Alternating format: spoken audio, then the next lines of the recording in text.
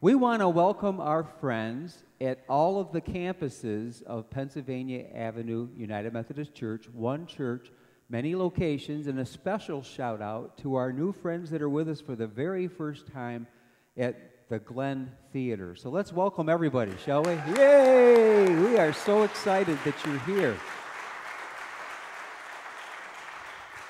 And the applause continues here in Pine City for you folks. We're so excited that you're here.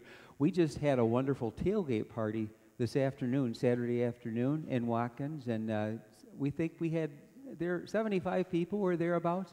The good news is it did not rain on us, maybe just a drop or two. And boy, we were worried about the weather forecast there. But we were so excited to be there in Watkins and excited about you folks with us in the Glen Theater this service right now. As we're launching a new church, it struck me that it would be very helpful for me to reinforce who we are as a church. And we don't say this by a way of boasting, but we believe God has given us a measure of health as a church. And I'd like to talk today about the DNA of a healthy church. I want to thank Dan Talby for finding the artwork that you've got up before you. That's a DNA ladder, in case you didn't know. There were a couple things, I believe, back in the early 90s that contributed to DNA understanding in the culture. One of them was, how many remember the O.J. Simpson trials, and how long that extended? Some of you were way too young to know about that. But it was part of that trial was the DNA evidence that they introduced in the trial and that the whole society, I think, became aware of. There was one other thing, one other cultural event that was the greatest blockbuster movie up to that point, and it's the movie Jurassic Park. And there's a couple-minute scene from Jurassic Park that I asked if we could watch right now because I believe this scene also contributed to our understanding of DNA. Let's turn our attention to that clip. Well, why don't you all sit down? Donald, sit down, sit down. Right, here. Here he comes. Well, here I come. Yes. Hello. Hello. Say hello. Say hello. Hello. Hello. Hello, John. Oh, yes. I've got lines here. Well, fine, I guess. But how did I get here? Well, let me show you. First, I'll need a drop of blood. Your blood. Right. Oh, John, that hurt. Relax, John. It's all part of the miracle of cloning. Hello, John. Hello, John. Hello. Hello, John. And from what? Hello, John. Low extraction has never recreated an intact DNA strand. Not without master sequence gaps. Good afternoon, John. DNA from what source? Where do you get 100 million-year-old dinosaur blood? Shh.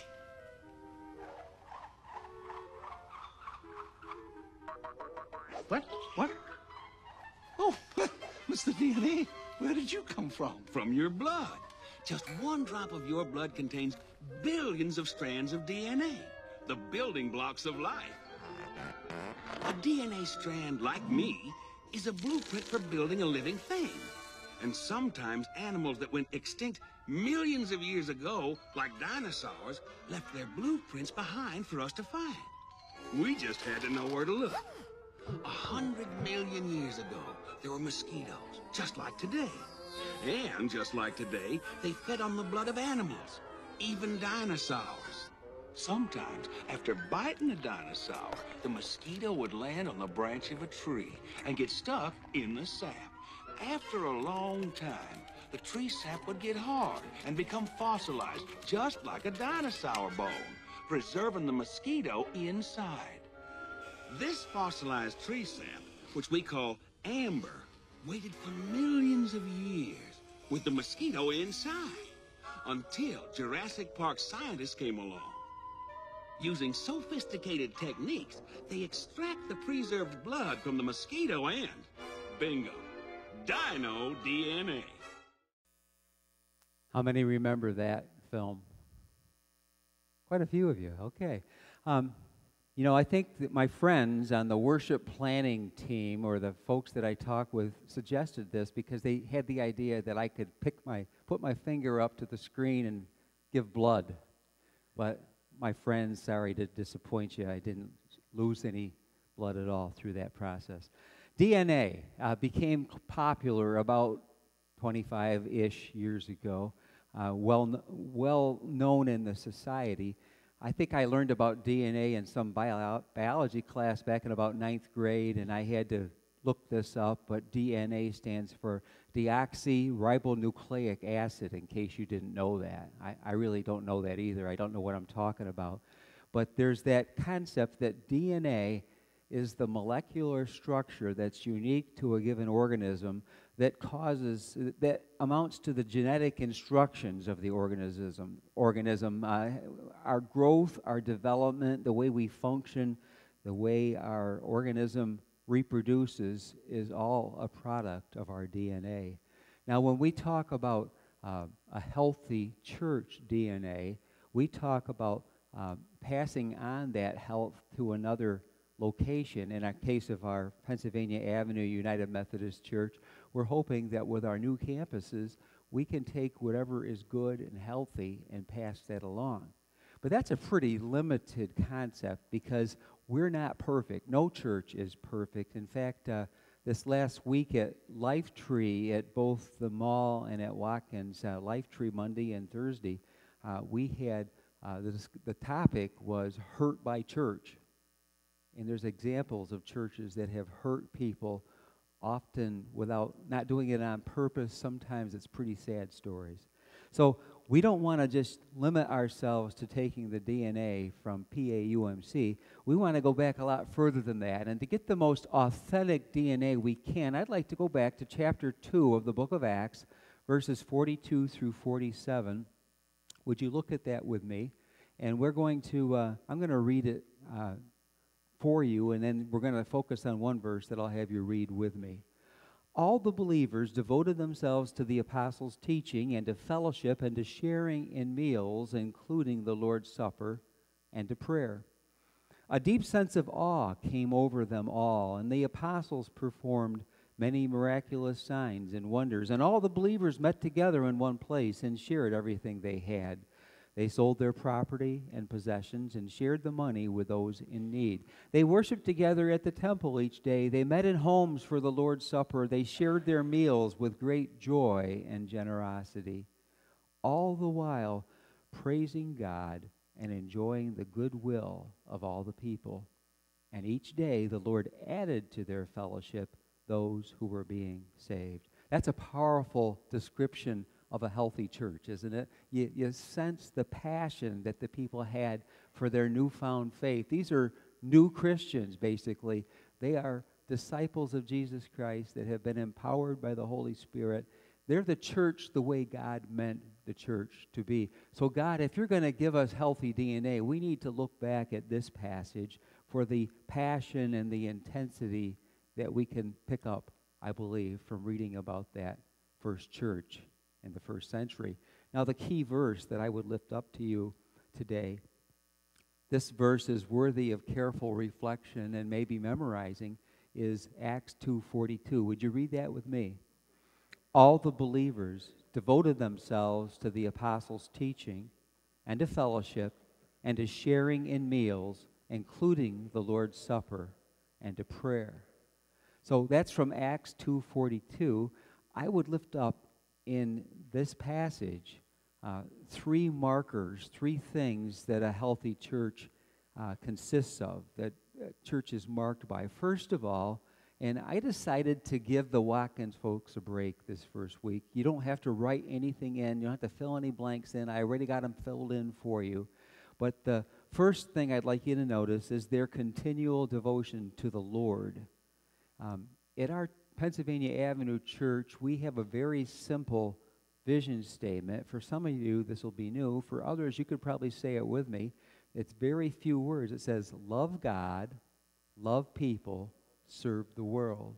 This is part of the love of God, their continual devotion to the Lord. They had a present, ongoing, constant commitment to be devoted to God. They devoted themselves to the apostles' teaching. So first of all, we see the first aspect of love for God is that continual nature. It's ongoing. The devotion was to the teaching of God's Word. It says to the apostles' teaching. They did not have the Bible as we have it today. In fact, what we consider the New Testament of the Bible, the last 27 books of the Bible, were the product of the writing of the apostles. They got to have those original authors present with them, and they devoted themselves there in Jerusalem to the apostles' teaching. They took it all in. And so a result of them taking in, being devoted to the teaching of the apostles, was that they learned to understand God's word for themselves. They were not dependent on the preacher or the pastor to do it. They devoted themselves to God's word and to the teaching of the apostles. A second thing that we see there is they devoted themselves to corporate worship. That word korpos means body, worship of the body of Christ. I've had people over the years try to rationalize and tell me, well, you know, Pastor, my worship, I may not be in church with you, but my worship is when I'm out on the golf course Sunday morning, or I'm out in the fishing boat, or I'm out hunting. When I'm outdoors, that's my worship. Well, you know, somebody said that to rationalize, if you take that apart, you get rational lies. We need each other. We need to worship together. There's a favorite acronym of mine, TEAM, spells the word team. Together, everyone achieves more. We achieve more in our walk with God when we're together. A third aspect of their devotion to the Lord, it tells us in Acts chapter 2, was that included the Lord's Supper. They shared with each other every time they gathered. Pretty clearly, they're talking about Holy Communion. They shared the Lord's Supper regularly with oneness. The word communion, actually, C-O-M-M, come means with. Union is unity. With unity, they celebrated the body and blood of Jesus Christ. We do that regularly. Part of the DNA of PAUMC is we're going to be celebrating communion just about every time we gather for worship. Watkins, folks, you'll be doing that today for the first time, but that's going to be a regular part of who we are. I've had people, pastors and lay people, say to me, Bill, don't you think it'll lose its specialness if you do it too often? I hope not. I pray not. I pray that you never take Holy Communion for granted, because that's an opportunity for us to experience in a very fresh way the grace of Jesus Christ. So we see that they were devoted to the teaching of God's word, to corporate worship, to the Lord's Supper, and to prayer. They were continually devoted to prayer, both together as a group and individually. They had developed their prayer lives very carefully and intentionally and with passion, and they learned to pray. So they were not dependent on the pastor or the leaders of the church to pray, but they had developed in their continual devotion to God's word and to prayer what we call God time. And it's God time. It's that secret time that nobody sees that you spend with God. It's that helps you develop as a disciple of Jesus Christ. One of the blessings we have with our DNA of the church is we see people go from becoming a new Christian to becoming a disciple who helps to create another disciple who passes it on to another disciple. That's who we're called to be. All of these aspects of devotion to the Lord come to play.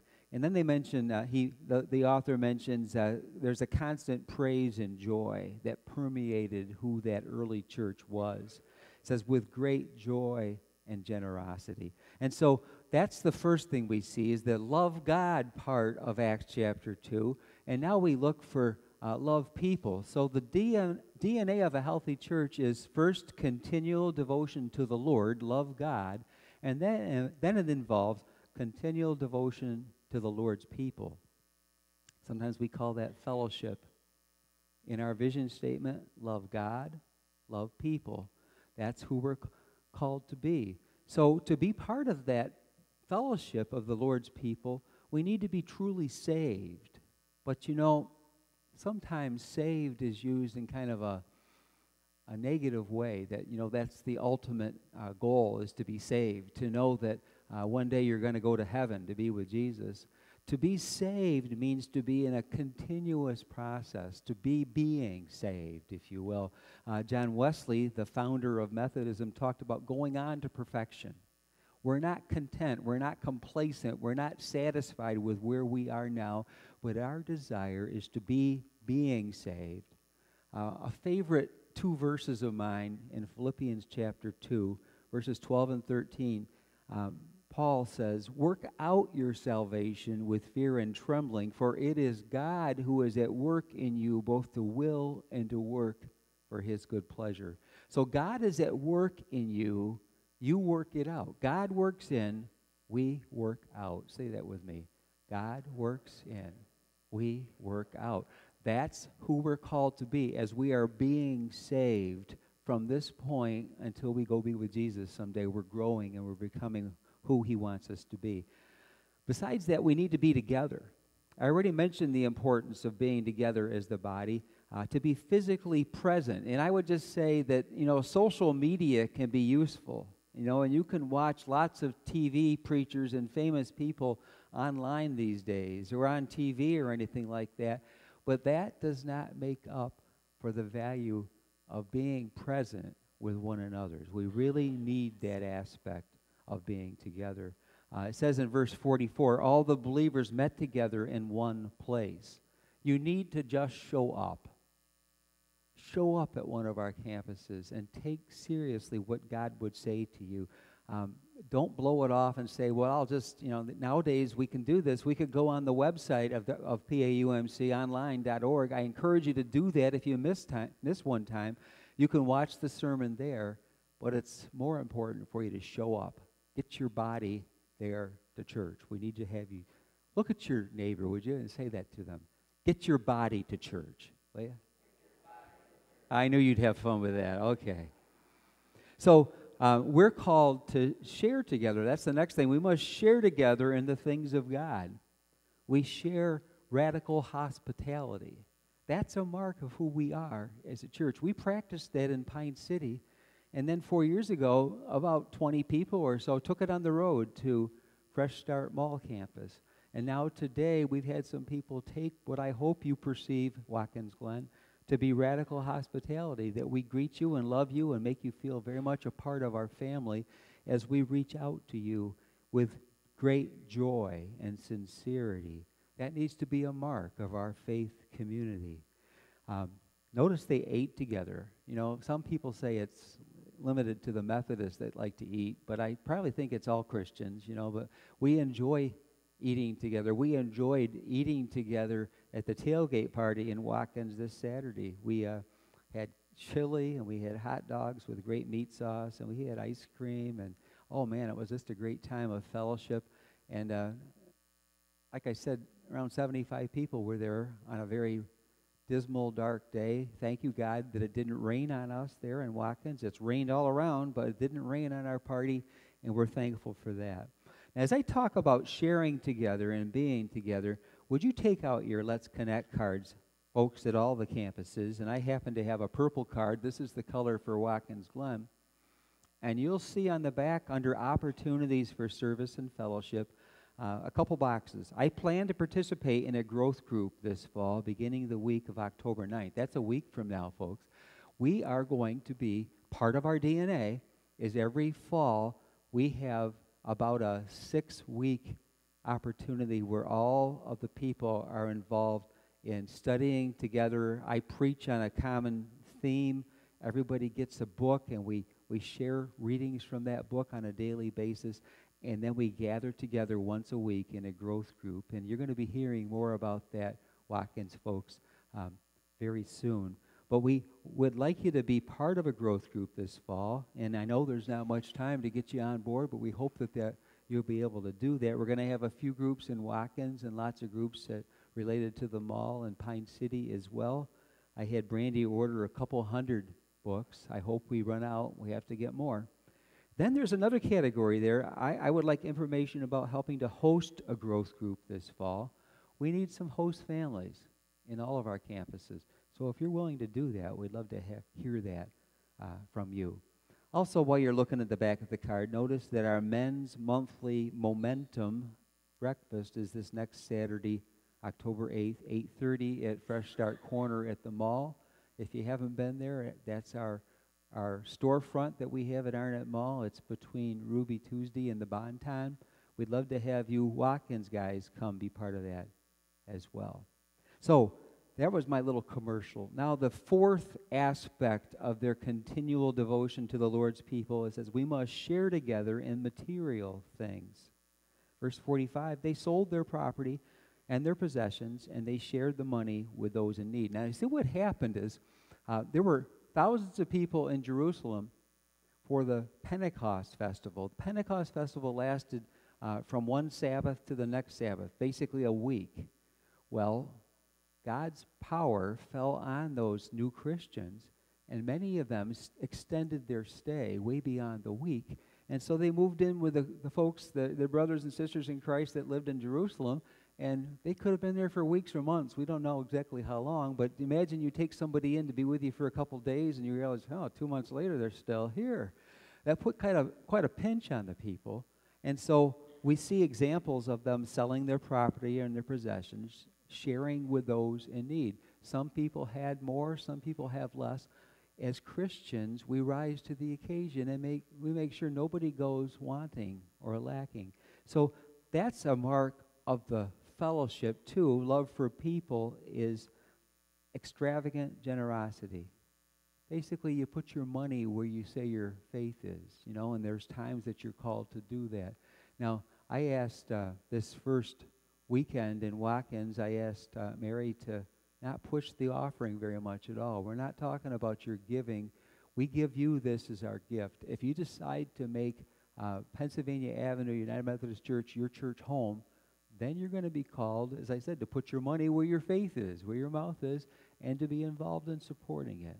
So we see the continual devotion to the Lord and continual devotion to the Lord's people. Number 3, continual devotion to God's work in the world. We call that serve the world.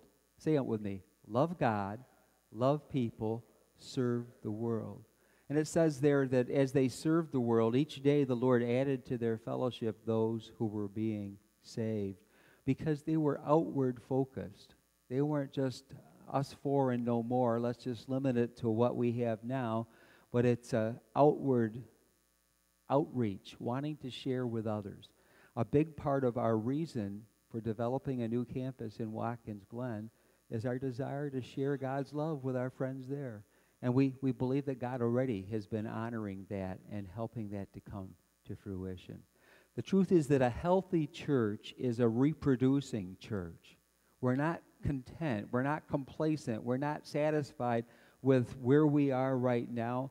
But personally, individually, we have a desire to become all God is calling us to be. As a church, we have a desire to take what God has done and how God has blessed us and to extend that to others. The truth is, church can happen anywhere. Say that with me. Church can happen anywhere. Even in a movie theater? Yes.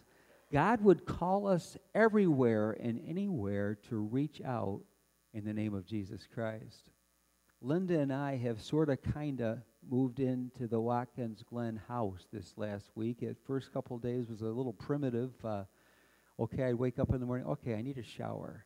Do I drive north to the lake to our cottage, or I drive to Pine City? But there ain't no shower here yet. And it would be good to have a toilet on the same floor that we're sleeping on. Yeah, I'm wanting an awful lot. But we lived there, kind of camping. It's all come together. I am pleased to report to you, as of right now when I speak, it's all put together. Linda can even wash my dirty clothes in the house now. Ain't that cool? But as we were there this week, even when I was going out and about town without a shower yet, because I hadn't traveled for my shower, I went to a little donut shop not far from the house. And I met the owner and the owner's father, and I met a young lady who served me the donut. And she happened to notice the Bible I was reading. And she says, I have a Bible just like that. And I talked with her, and we talked a little further. And God willing, she's with you in Watkins right now. Amanda, are you there? I hope so. We're blessed to see fruit of our efforts to reach out. Last Sunday, we had folks walking and praying around Watkins Village. and they had wonderful encounters with people. Today we had the tailgate party, and we had a number of new people come and express interest. One of them, when I said goodbye to him, says, well, I'll see you tomorrow morning. Whoa, isn't that great? So we want to continue to have that outgoing attitude of serving the world that will attract people in the world to us. I said last weekend that we are part of history, and one way of understanding history is his story. We are excited, whether we're in Pine City or at the mall or at Watkins, we are excited to have a part to play in God's story. Isn't that great? And let's maintain our enthusiasm and our passion and our intensity so that that continues to be true. I was reading something that John R. Stott was a famous author of a few years ago. He's an author and he's a professor and a philosopher. And he interviewed some students from Argentina who told Dr. Stott that they had checked out every church in the country and that they were very disappointed that they could not find a church that satisfied them. They dropped out of church. So he asked them what they were looking for in a church that they could not find, and he was startled without even realizing it. They recited these features of Acts chapter 2, verses 42 through 47. They said they wanted the church where the pastor would faithfully teach them the Bible and relate it to life, to the life that they lived. They said that they were looking for a warm, loving, caring, supportive fellowship. They were seeking a sense of the living God and God's greatness in worship, and they were looking for compassionate outreach to their world. And Dr. Stott said, you're describing the church of the New Testament. Now, no church today is perfect. That church in the New Testament didn't stay healthy for very long before there were big problems and divisions and misunderstandings.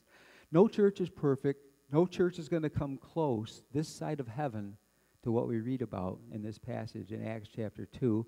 But as we continually devote ourselves to the fellowship of God's people, that is, love people, as we devote ourselves to God, and we love God through His Word and through worship, and as we devote ourselves to God's work in the world, serve the world, God can use even you and me to bring glory to Himself. I would close with a question that I was asked a lot of years ago when I was a new Christian, but the question stays with me today. Some of you have heard me say this more than once. Are you willing to give as much of yourself as you can to as much of God as you can understand? Let's pray. Lord, we are willing. Help us in times then we lose our will and we tend to take shortcuts and we tend to play church rather than being passionate and serious about being part of your church. Help us, God, to honor you as we move forward with this new campus in Watkins, to maintain that passion in Watkins and also at the mall and also the 2 services at Pine City. We lift up you, Jesus Christ. We want to honor you with all that we are. For Jesus' sake, amen.